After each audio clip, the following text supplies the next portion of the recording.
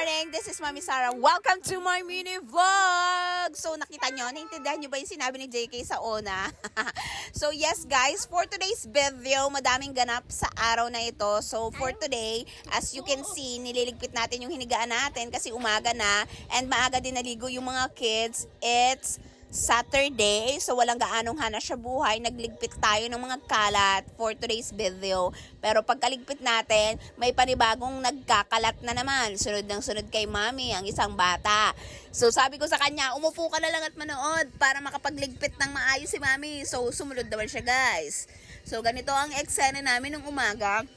Talagang nag-vacuum na ako kasi nga yung mga balahibo ni Max nagkalat sa sahig namin guys. So after nun, lumabas naman ako at nagwalis-walis ako dito sa labas namin dahil marami na namang dahong nagkalat and may mga basura tayong nangalat na naman. So kailangan na naman nating magwalis-walis dito. So ang eksena ng ngayong umaga is magsipag-sipagan si Inay Sara. Walang ibang ginawa kundi magsipag-sipagan for the content only, charot.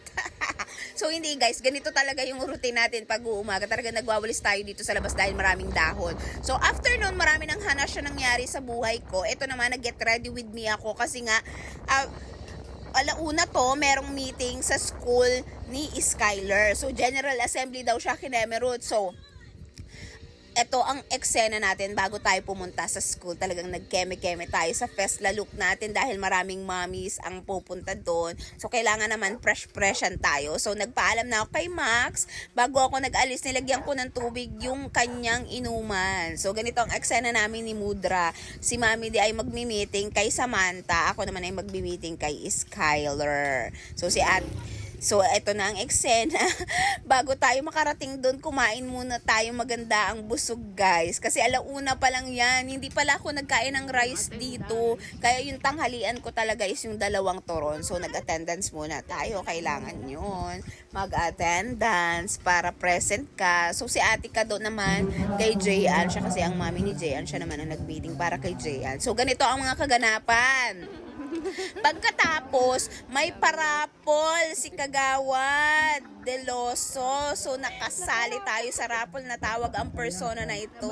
Nabawi ko yung binili ko ng turon, guys. Nag-attend ka na ng meeting, natawag ka pa sa rapol. So, after ng General Assembly, pumasok na kami sa mga classroom ng mga estudyante namin kasi mag-getching kami ng card lalo. So, ganito na ang eksena naman after nun. Sipagan siya. Magtingin ka, mag-hi ka man dito. Ipakita mo man kung gaano ka-fresh. Turn ng eksena kay Mading Joy. Nag-uwi ako sa Balur. Pagkatapos nun, dumating na si Daddy. Pagdating niya, nag-asikaso siya agad kasi pupunta na siya ng court kasi maaga daw ang laro nila. 6 p.m. ang kanilang laro. Poblasyon 1 Poblasyon 2 versus Pinagwarasan. So, nag-basketball na talaga siya. As you can see, wala ang mga kids sa bahay kasi kinuha siya ni Kuya. So, nakapahinga ang Inay Sara ninyo sa kulit ng mga baget singlu. So, ang eksena dito, talagang panalo naman sila. So, 3-1 na kasi natalo sila nung huling laro nila. So ngayon naman panalo sila, so nakatatlong panalo na sila guys, isang talo pa lang. So ganito ang eksena after ng kaganapan. So dito ko na tinatapos itong short clip na ito. Maraming salamat sa panonood. See you on my next mini vlog. Don't forget to like, comment, and share. Follow and subscribe. Thank you for watching!